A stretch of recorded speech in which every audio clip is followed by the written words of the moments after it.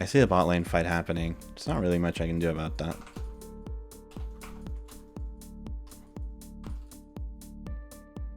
Okay, this guy is dead, by the way. If I land my E... Please. No. We often send our challenger players to smurf in lower elo brackets to prove that you can carry almost every game, but there's a slight problem with that. In all those guides, we're always preaching the power of macro, but our smurfs are just tearing through people with superior mechanics. Sure, you can see the macro at work, but at the end of the day, it can feel like they just outplayed their opponents. We kept trying to think of a way around this problem, and fortunately enough, we hadn't done a Hector challenge in quite a while. So our challenge this time was to completely take away Hector's mechanics. To do this, we made him turn up his DPI tenfold. This literally turned down his mechanics to an iron level, and yet he still managed to hard carry with basic fundamentals and macro. Before getting into the game though, we gotta break down the rules of the challenge as we always do. Number 1. He must play a skill shot intensive champion. We told him to do it on Lux, not knowing at the time that she is literally his main champion and loves playing her. He lucked out in this department and we're not happy about it. Number 2, as always, he gets one try. Anyone can win and get a carry game under these circumstances given enough time, so he must do it immediately, which of course he did. And number 3, he can't get accustomed to the DPI before the game. We had him change it literally as he was loading into the game so that it would be as annoying as possible. Funnily enough, he messed it up at first. Wait, this isn't that bad. Why is this not that bad? Only to fix it a bit later. There we go. Okay, okay, definitely. Okay, this is AIDS. Oh, and just so you know, the full game among hundreds of other live commentated games are available over at skillcapped to watch right now. You can also ask Hector and all of our other challengers any questions you can think of, and they personally respond to all of them when asked in the first 7 days, exclusively for our subscribers. Anyway, with the stage set for this challenge, let's get into the game. He's playing Lux versus an Orianna in a high gold elo game.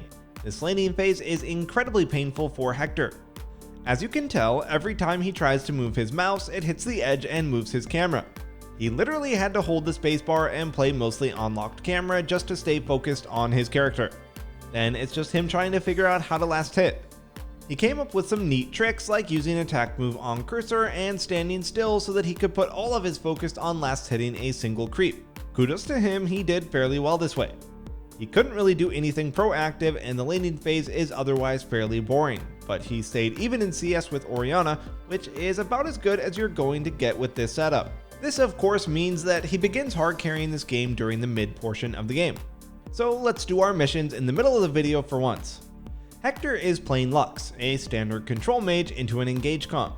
Besides Orianna, most of their champions are short ranged and need to come in close to do their damage.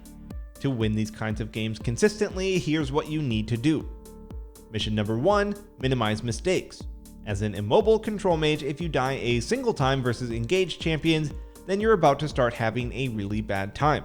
It becomes really easy for them to repeat kill you once you fall behind in levels and don't have summoner spells. As a control mage, you hard outscale most of the time. Engaged champions typically need to win early, so don't feel pressured to take unnecessary risks that you don't have to. Mission number 2, counter their aggression. Mission number 1 has a slight problem. You may know to play safe, but your teammates won't. If you're playing safe the whole time, the enemy team might switch their sights onto your team. This is very predictable, especially in low elo. Try to watch out for the enemy team's movements toward your allies. You want your teammates to be the bait, and when the enemy engage comp overcommits, you hard punish them. Mission number 3, Fog of War skill shots. Remember, the enemy team is walking into you most of the time as the engage comp. That means that they're typically walking into your zone of vision control. Players tend to be pretty tunnel visioned. You'll want to use your teammates as bait while you just hide in the fog of war. Once the enemy team overcommits, you land a game-winning skill shot from out of nowhere, turning the tide. As a control mage player, standing out in the open makes it very easy for the enemy team to find engages onto you or avoid your critical abilities. You won't always be able to play from Fog of War, but you should utilize it as often as possible against engage comps. To summarize the laning phase, Hector got a random kill on Lee thanks to his Amumu, but Lee managed to get a return kill on him as we saw at the start of the video because Hector was literally unable to place his own E on top of himself. As the mid game rolls around, we see Hector's team isn't doing too hot. Yone is already losing to Nasus and that matchup only gets worse. Amumu is behind 2 levels and Vayne has 4 kills. This won't dissuade him. He notices that the enemy team is converging onto bot lane. This is exactly what you want to see as a control mage. Being instantly aware of what's going on allowed Hector to get there just in time to get the most random quadra kill of his life thanks to a well-placed Amumu ult. After all the gold he picked up, he goes back to base to buy. What do you think he should build in this situation?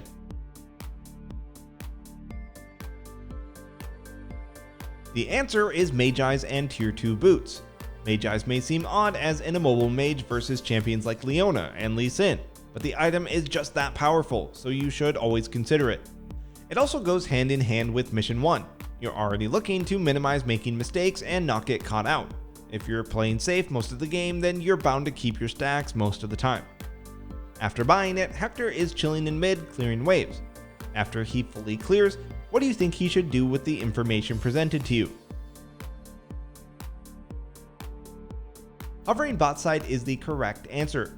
Lee just took Herald and Orianna is likely to go to that area to help him. Top side is a no-go. Meanwhile, bot lane is a double hard engaged support matchup. Shoving waves and hovering towards these types of lanes is usually very rewarding. Fights are plentiful and Hector being in position allowed him to get there just in time to save Nautilus and turn a 2-for-0 into a favorable 1-for-2 win instead. Hector just continues doing this throughout the mid game. He notices people overextending and goes to punish them. That being said, this isn't how he'd normally play this game. If I wasn't handicapped, I probably would be pushing this. I think I could outplay anyone who tried to stop me. We really wanted to bring this point up because we don't advocate fully committing to what Hector is doing this game. It's really easy to watch gold players mess up their engages over and over and just punish them, but you should be going for outplays and working on your mechanics whenever you see the opportunity to do so. That way you can carry even harder games than this one is by being prepared for even tougher odds in the future. Obviously, Hector just wants to complete this challenge and win, so he avoided any unnecessary risks. Once he's this fed though, Hector can enact mission 3 to the fullest. He looks for picks from Fog of War whenever he can. Now he begins positioning as we discussed before. He's standing on a control ward and not casting anything just yet. He really wants the enemy team to fully commit into this choke point.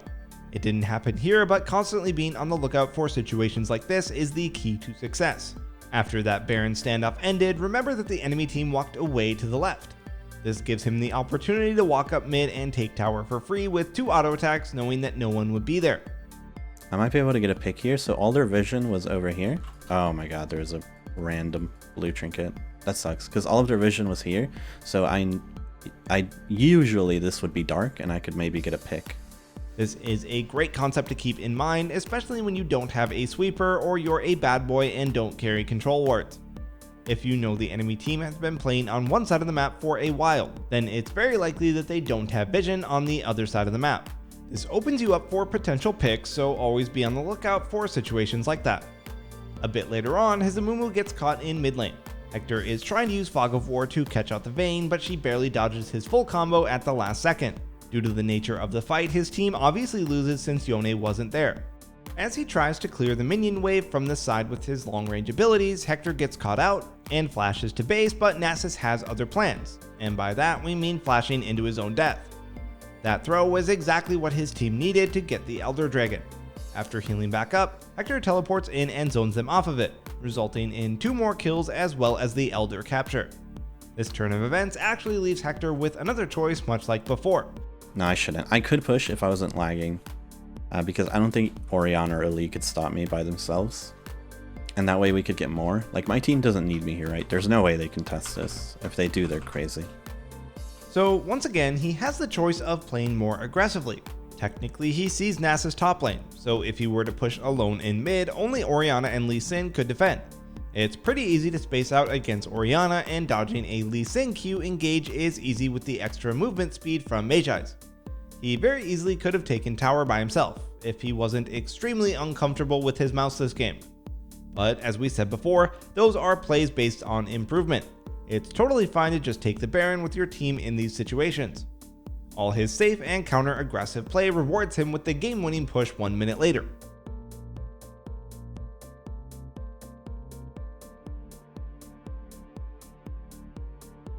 And that's it. That was the game. It didn't feel like a challenge at all. We wanted to include funny mess-ups and whatnot, but there just weren't that many. The Lee 1v1, as we all know, he couldn't E on top of himself, so he died a really silly death. There was a random fight in mid at some point, but he chose to ult here, so that wasn't a mouse-related issue. Lastly, he did miss a Q point blank on Nasus at some point, costing him his flash, but then he just ends up winning that fight anyway. It just felt like business as usual, despite it being very frustrating for him to play this way. Just imagine playing with 10 times your current DPI. It's unbearable, and this game just goes to show that basic fundamentals and macro knowledge are so much more important than flashy mechanics. Alright everyone, remember, you can find the full game with commentary over at skillcapped alongside so much more, so be sure to check us out. Also, what challenge should we send Hector on next? Let us know below. Thanks for watching, and we'll see you next time.